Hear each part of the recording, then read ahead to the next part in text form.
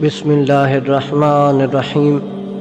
شروع اللہ کے نام سے جو بڑا مہربان نہایت رحم والا ہے۔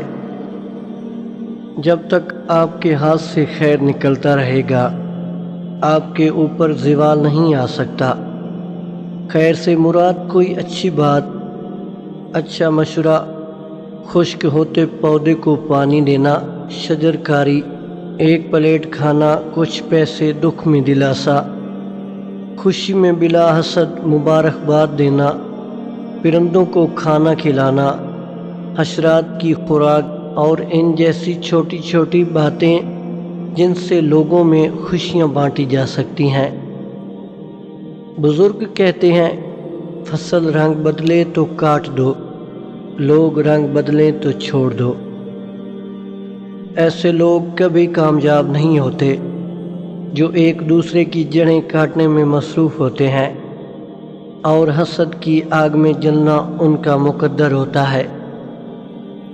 گھریلو اختلافات سے پیدا ہونے والی پریشانیاں انسان کو بہت جلد بڑھاپے میں مبتلا کر دیتی ہیں۔ امام علی علیہ السلام نے فرمایا، غم کو دور کرنے والی بہترین چیز تقدیر الہی پر بھروسہ کرنا ہے۔ اچھے تو سبھی ہوتے ہیں، بس پہچان برے وقت میں ہی ہوتی ہے۔